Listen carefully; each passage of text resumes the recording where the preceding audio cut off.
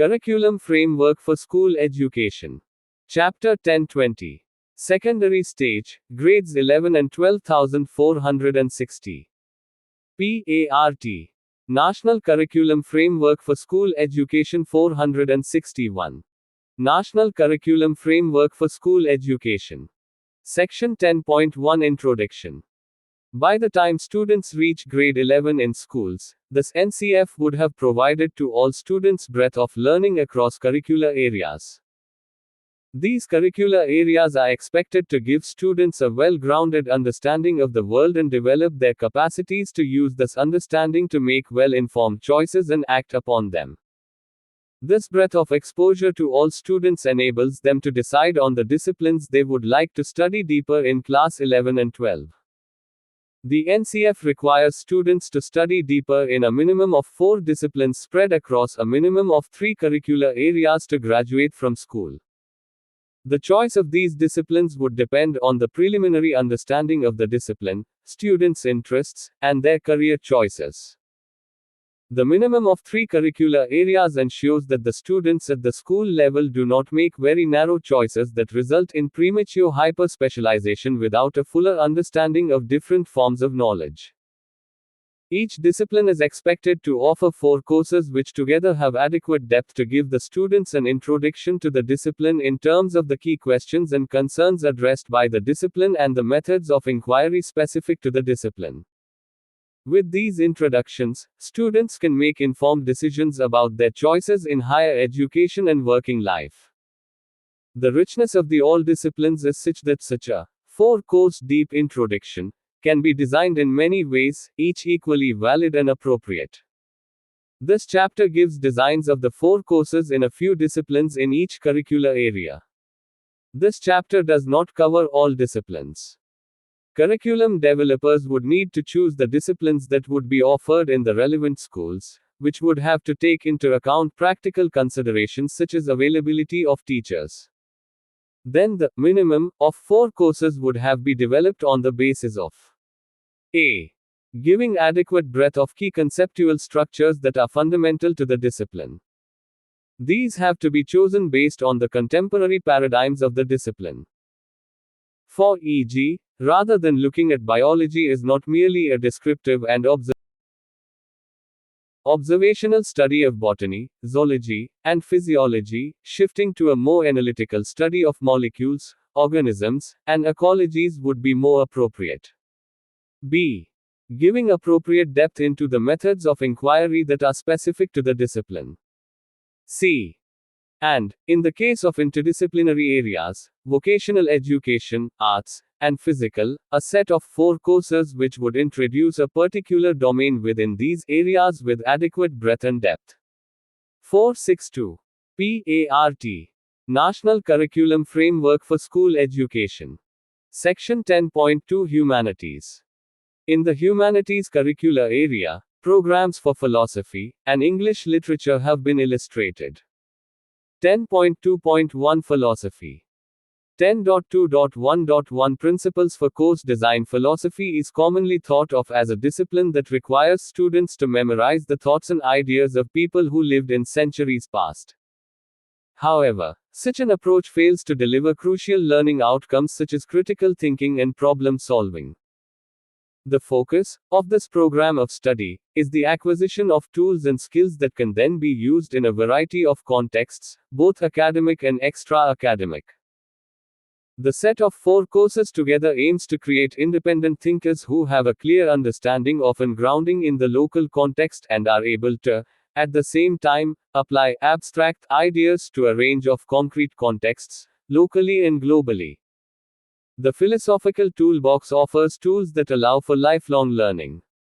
Each of the courses below takes a comparative approach, rooted in Indian thought and the Indian context but also encouraging dialogue between different traditions and time periods.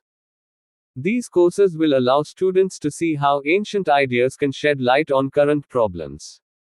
They will also be able to see how solutions from one context can address problems from another context. Such an approach requires not only thinking critically but thinking creatively, imaginatively, and innovatively.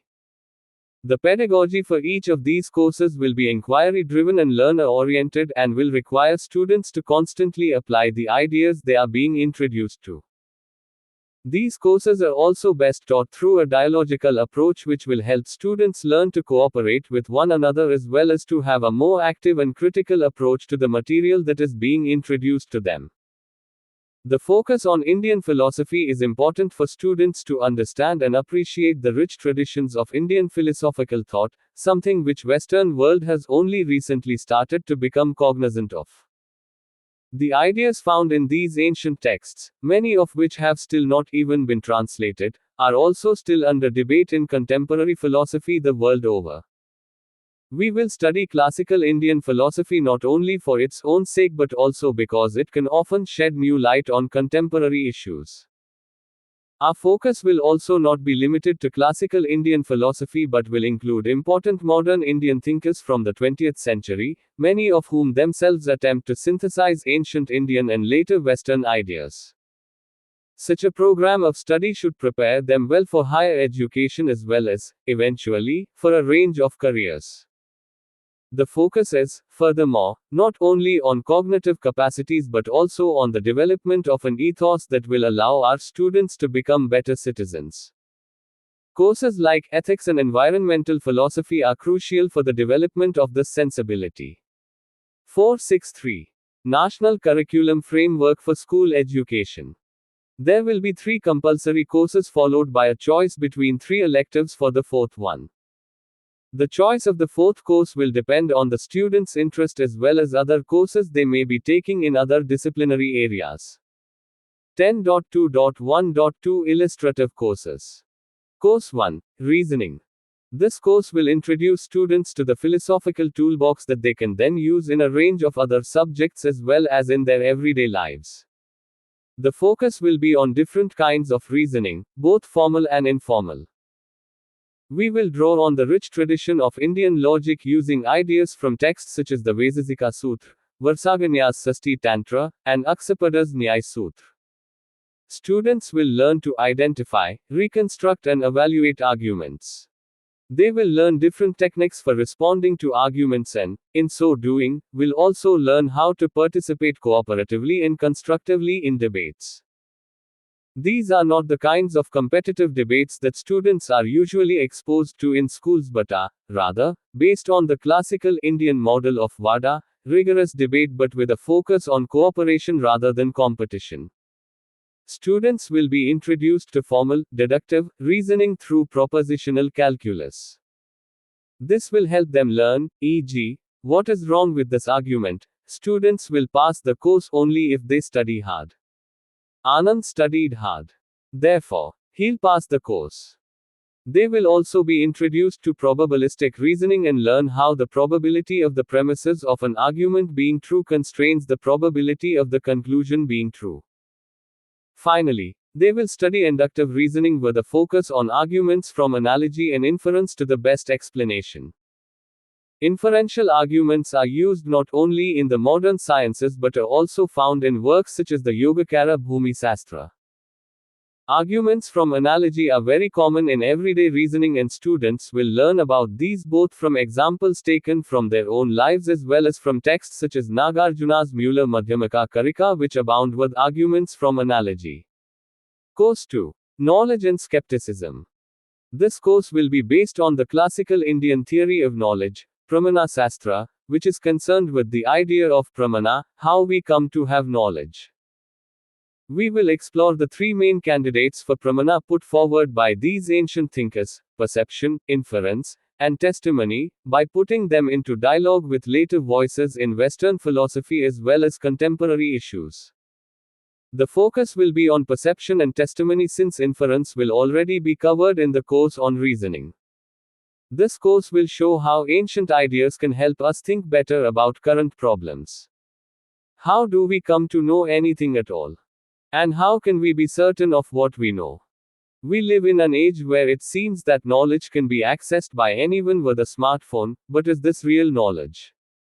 The course will begin with the skeptical challenge to knowledge put forward by Advaita Vedanta, Kavaka, and Buddhist thinkers. The puzzle about problems around perception will be explored. The main puzzle here is whether the objects of perceptions are internal to the perceiver, as Yogacara subjectivism has it, or external to them, as Kumarila Bhatta argues in his commentary on the Mimsa Sutra. Furthermore, how can we distinguish illusions from veridical perceptions? A lively debate between Prabhakara Mimsa and Nyaya will help in getting a firmer grasp on this problem. 464. PART. National Curriculum Framework for School Education. The course will end by focusing on the problems of trust, testimony, and expert knowledge. How do we know whom to trust when even experts can't agree on a given issue? How can we trust some witnesses as believable and others as not in a court of law? On what grounds can we judge that a given website or news source is biased? Course 3. Ethics. This course will introduce students to ethical reasoning as a way of thinking about moral issues that they face in day-to-day life. This will help students understand ethical dilemmas by showing them normative ways of thinking about these issues. The goal, as with all the philosophy courses, is to give students the ability to be practical problem solvers and to find ways to think rigorously about moral problems that they might encounter in their everyday lives. In addition, students will be encouraged to think about what it is to live an ethical and virtuous life themselves. This will be done through an introduction to ethical writing from both Indian tradition, Buddhist thought, stories from Panchatantra, Jatak, Hitopadesh, Purusarthasiddhyope, and the Western tradition. The focus will be on helping students understand what the moral thing to do is in a given situation.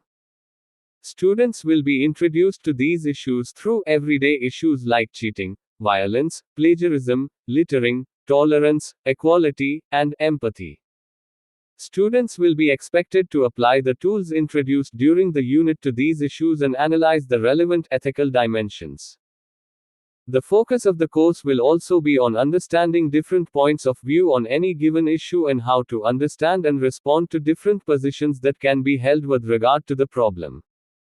This will enable students to take a multi-perspective approach to ethical reasoning, where they will be encouraged to develop their ethical views on these issues in cooperation with each other. The expected effect of this course will be to imbibe lifelong ethical thinking in students, which should enable them to consider the ethical dimensions of various issues. A particular focus will also be to enable students to think about traditional Indian values, and values enshrined in the constitution, such as seva, ahimsa, swachhata, satya, nishkam karma, shanti, sacrifice, tolerance, diversity, pluralism, righteous conduct, gender sensitivity, respect for elders, respect for all people and their inherent capabilities regardless of background, respect for the environment, helpfulness, courtesy, patience, forgiveness, empathy, compassion, patriotism, democratic outlook, integrity, responsibility, justice, liberty, equality, and fraternity, from an ethical point of view. Course 4. Elective. The three core courses on reasoning, knowledge, and ethics develop the basic foundations for philosophical thinking. With this foundation, students can apply their philosophical thinking to specific problems in philosophy. Students can choose one of the many electives that can be offered to focus on one of these specific problems. Elective 1. Philosophy of Mind. What exactly are we? What is the nature of the Atman? This was, along with questions about knowledge acquisition, one of the most divisive questions in classical Indian philosophy. On the one hand, we have substance dualism, represented in the Upanishads and in the texts of the 465.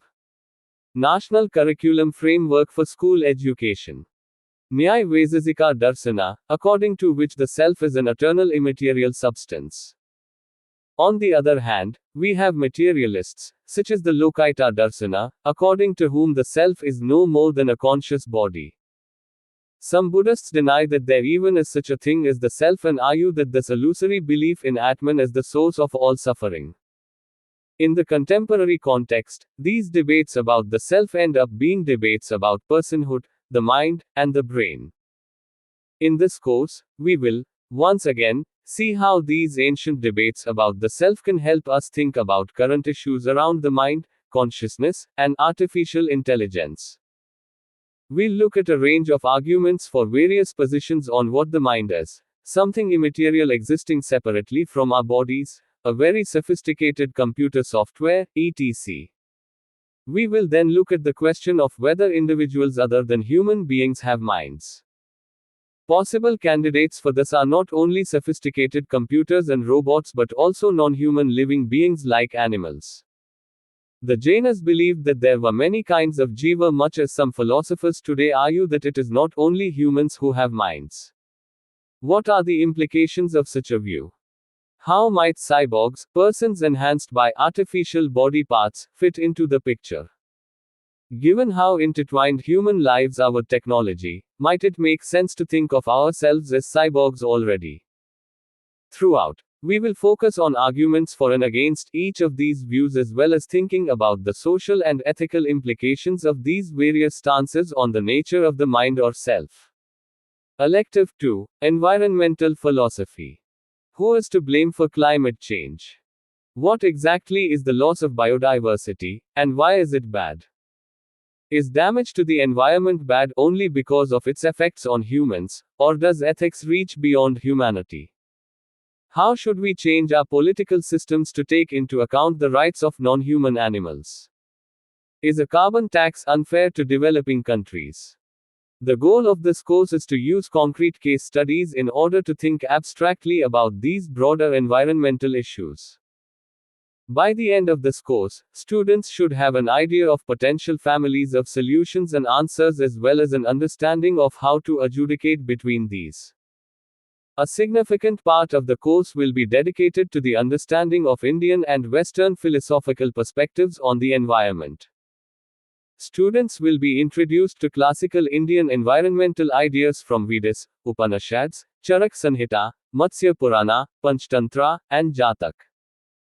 This will be supplemented by the modern Indian environmental philosophy of Gandhi and Amartya Sen, as well as a close study of grassroots environmental movements like the Chipko movement, Green Revolution, Navdanya. While the study will be grounded in these local ideas and movements, abstract concepts will be used to get clarity on terms that are often used and sometimes misused by climate activists, scientists, and policymakers. For example, the course would attempt to get clarity on what exactly climate justice entails.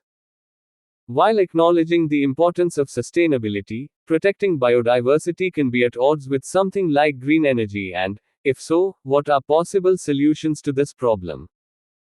These different conceptualizations and their analysis will enable students to answer questions about the rights and status of non-human living beings, the status of ecosystems, the 466 PART National Curriculum Framework for School Education. Sustainability of the environment, how to deal with the crisis of climate change, and whose responsibility it is to mitigate the effects of climate change. The problems and questions that this course addresses are at the foundations of environmental science and environmental economics, and also draw on environmental history. This course will be well suited to students with a broader interest in environmental issues. 10.2.2 English Literature. 10.2.2.1 Principles for Course Design. The English literature discipline hopes to foster in students both critical and creative skills, and a deep love for literature in all its variety. Keeping in mind the challenges of studying English in the Indian context, students will encounter a breadth of literary texts from across India, many of them translated from Indian languages. Literature is the material means, the subject matter content, for fluent oral and written communication. Immersion in the English language is an important focus of the literature discipline. The courses will primarily be transacted through activities, encouraging students to engage with literature in a variety of ways. Students will learn to exercise their critical skills in listening, speaking, reading, and writing. These exercises will build up capacities by increasing in depth and complexity over the 4 semesters. Writing will be a crucial component, used to help students engage with and understand the language and the formal aspects of the texts. It will also be used as a tool for creativity and self-expression. All courses will have a significant project component, where students will learn to apply different capabilities in their study of literature, including reporting, conducting interviews and surveys, and writing reviews. While the courses in the discipline focus primarily on written texts, students choosing English literature will be able to extend their critical and creative skills to other textual forms. The courses will offer reading selections grouped around possible themes of interest to secondary school students, including young adult and school life, environment, magic and wonder, science fiction, and nature. 10.2.2.2 Intended learning outcomes. A. Read literary texts closely. B. Identify the formal features of literary texts. C. Demonstrate the ability to interpret texts.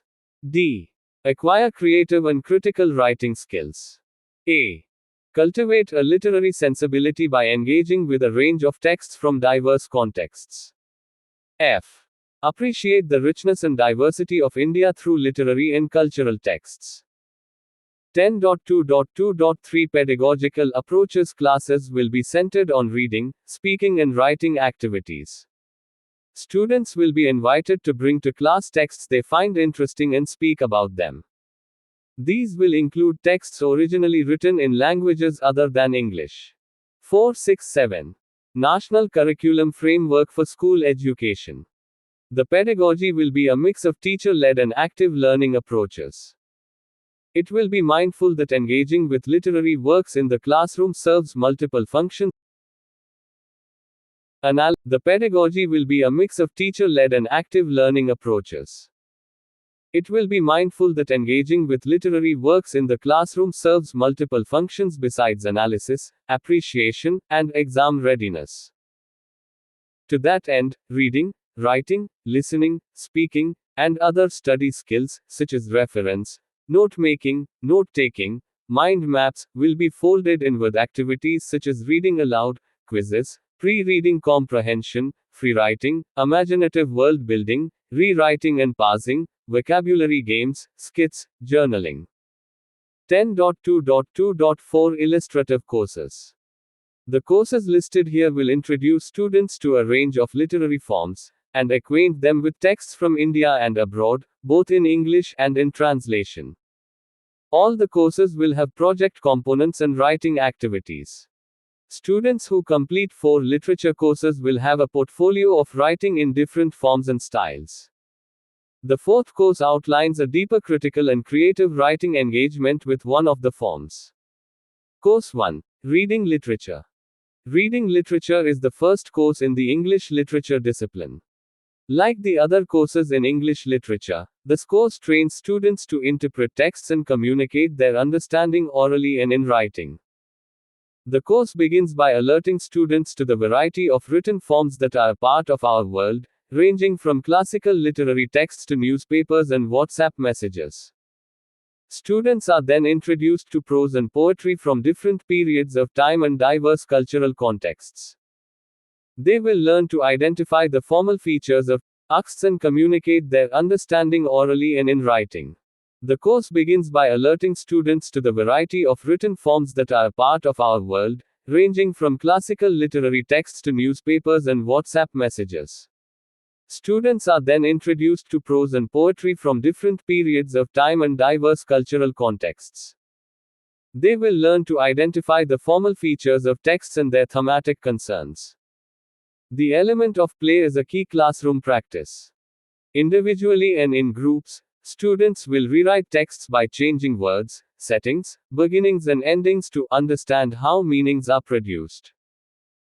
At the end of this course, students should be able to recognize the form of an unseen, written text and identify its features. B. Explain what its main themes are. C. Understand and use basic literary terms used in literary criticism. Course 2. The short story and the novel. At the end of this course, students should be able to A. Recognize the contours and conventions of a variety of narrative forms. B.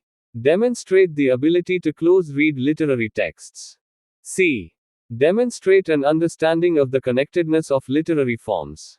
D. Appreciate the richness and variety of non-Western forms and the crucial role they have played in the development of the major Western forms often emphasized in school syllabi. The course will introduce students to the idea of human beings as fundamentally narrative creatures with an urge for logical conclusions and of storytellers as the first custodians of community histories.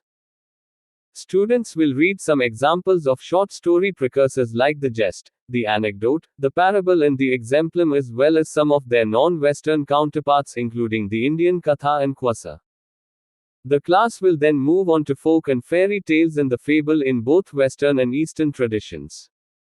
Students will proceed next to the short story in its modern avatar, examining how it has developed out of earlier forms and reading 4 or 5 examples. 468. PART. National Curriculum Framework for School Education. From various parts of the world.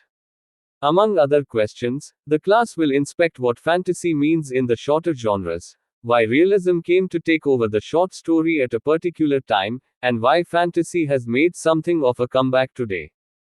Students will then briefly learn about the history of the novel and read extracts from some early novels. Finally, the class will engage with a complete novel and analyze it in detail. Schools may choose between 3 or 4 title options. Course 3. Introduction to Poetry and Drama. This course will focus on poetry and drama, aiming to a.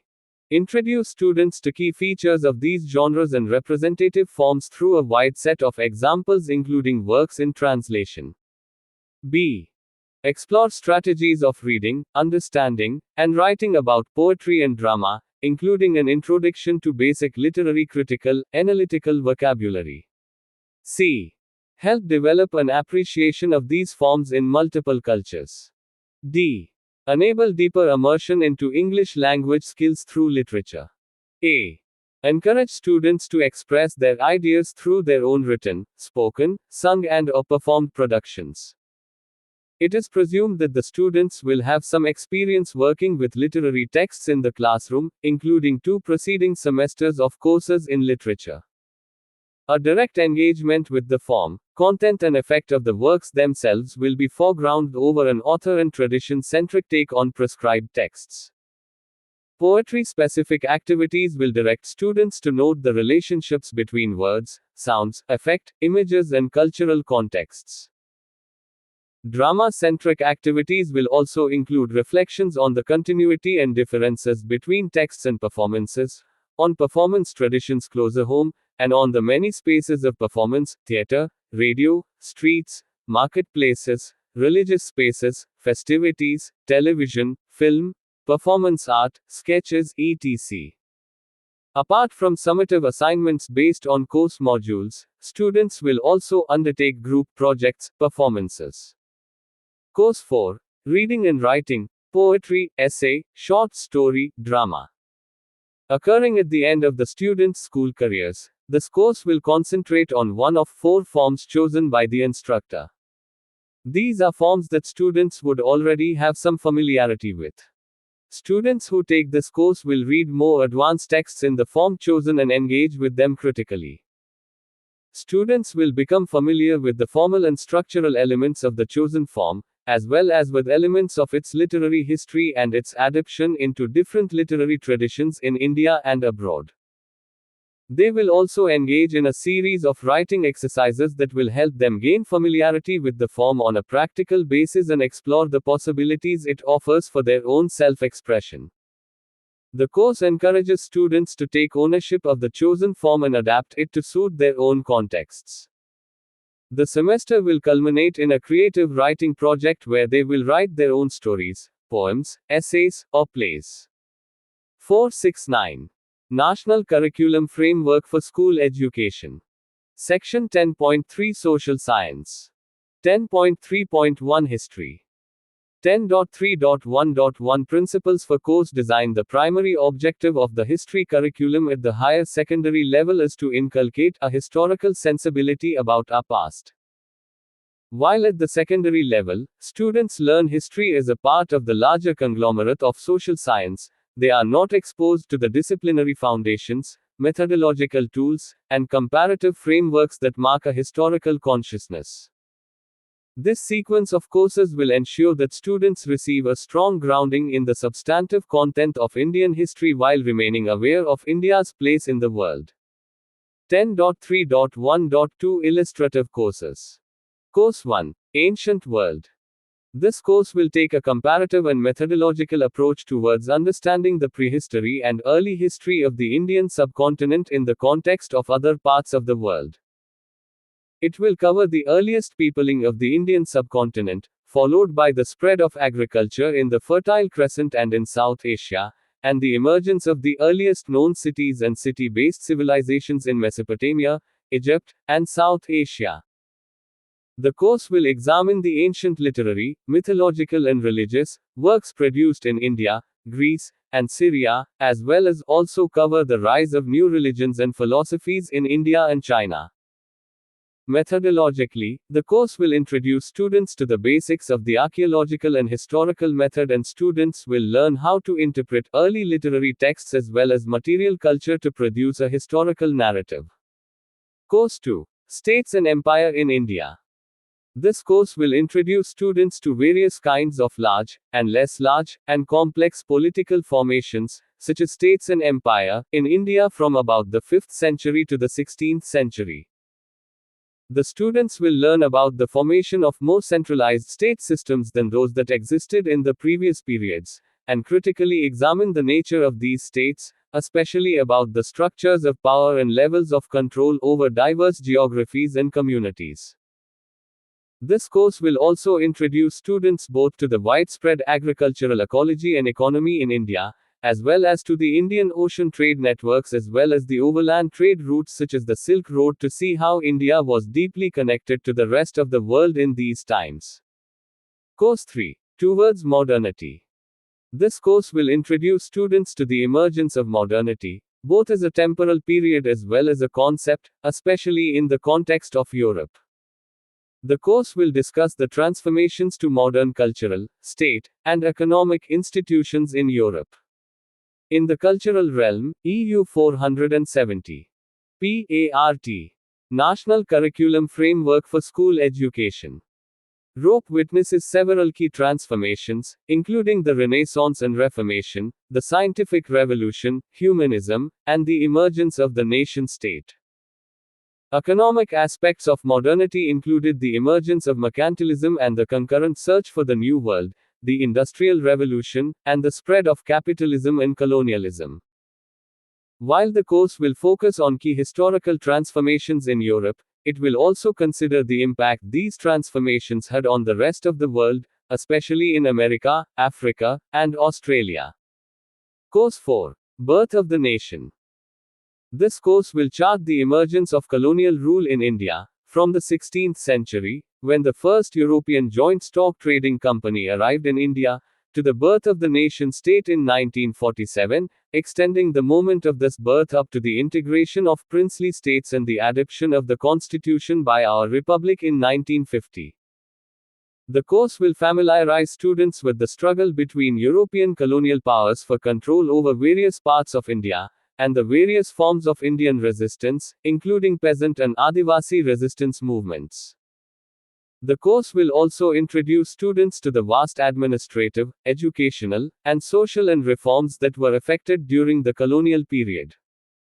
The final part of the course will discuss India's freedom struggle and will include not only its well-known figures but also some lesser-known figures of the struggle. 10.3.2 Sociology. 10.3.2.1 Principles for Course Design. The courses on sociology will help students to understand society as a form of reality. This is a level of human existence which exists both within and beyond the individual. The courses will enable students to better understand their own selves and the social institutions and structures which shape their lives. There will be an emphasis on doing sociology rather than only reading it, through case studies, projects, inquiry-based learning and so on, so that students begin to build their own understanding of their environment. The courses will offer reflexive, analytical and emancipatory ways of seeing their world. They will also enable students to grasp our shared humanity across all the variation which occur in different social locations. Understanding how gender, material conditions, and social groups and identities shape our subjectivities permits one to start building greater intersubjectivities.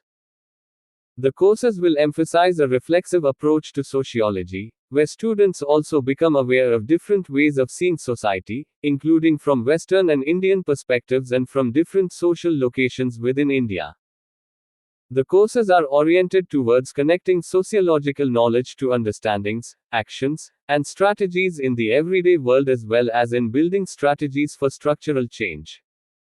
10.3.2.2 Illustrative Courses. Course 1. Introduction to Sociology. This course will introduce the sociological perspective by exploring certain social patterns which are fundamental to life in the contemporary era. These would include institutions like the family, marriage, and kinship. They would also include the growth of capitalism, rationalization, Indus 471. National Curriculum Framework for School Education. Trialism, and the state. Students would be introduced to sociological ways of understanding various forms of ethnicity and nationalism. Through these, the basic concepts and methods of sociology would be learned, like roles, norms, social structures, culture, and so on. Students would introduce to some basic research methods of sociology and how sociological knowledge is constructed. A sociological imagination would thus be learned, through which students will be able to see themselves within a broader changing social context. Course 2. Social Structure, Identity, and Self in India. Students would be introduced to the study of India's social structure and how to connect it with patterns of subjectivity like the formation of the self and identity. They would learn to look at these from functionalist, conflict, and interpretivist perspectives. Important aspects of India's social structures would be introduced, including the differences between rural and urban social life. The main body of the course would deal with social structures that can lead to social inequalities and/or diversities like gender, sexuality, class, caste, tribe, and religion. Their historically changing contours would be studied along with the social forces changing them. The social construction of the self and various kinds of identities would be discussed along with the relation between the micro and the macro in social life. The ways in which agency operates to change social structure as well as the ways in which social structures affect our subjectivity would be discussed. Course 3. Politics, State, and Development in India. Politics is a way of deciding between contending points of view and can be a way of reconciling them or asserting one over the other. Students would be introduced to the institutions and cultures involved in making decisions related to social life in India. They would also learn about various social forces that act to influence politics. The state is one of the major institutions which balances and decides between conflicting voices. Different approaches to the state would be introduced along with the challenges of bureaucratization. Democracy would be discussed as a way of connecting the state with different interest groups and social forces. Its trajectory in India would be explored along with challenges to it. Social movements would be discussed as a way of exerting pressure from outside the established system of power, which can provide an important corrective impulse. The relation between politics, the state, and the economy would be introduced. Students would learn the different ways in which humans adapt to their environment and to their systems of production, distribution, and consumption. Capitalism is the preeminent contemporary way of organizing. This would be discussed, along with the challenges it poses. The changing and contested role of the state in guiding this would also be discussed, along with different views on privatization. The trajectories of development in India and its experience by different social groups would be studied. The impact of globalization on the state, culture, and the economy would be traced. 472. PART. National Curriculum Framework for School Education. Course 4. Sociology of Culture, Mass Media, Education, and Religion. This course would be about the importance of culture in human existence and the different institutions which shape and contest it. The major ways of understanding culture would be introduced, including culture as the entire way of life of a community and culture as a code of symbols and practices. The multi-layered and overlapping character of culture would be illustrated through different examples in the mass media, where there exist many voices at the same time. The politics of culture would be introduced through ideas of hegemony and counter-hegemony in the mass media. Cultural power and the assertion of particular interpretations as a method of domination would be explored through examples of communities, castes, religions, languages, and so on. Status groups and their politics would be discussed. Connected with this would be the problem of social location and objectivity in knowledge. The sociological perspective on culture would be deepened through the study of education and religion. The functions of religion in social life would be introduced along with its contested relation with other social structures and processes like the family, gender, and politics. The social and cultural processes changing religion would be explored. The functions of education along with interpretivist and conflict perspectives on education would be introduced through examples from India.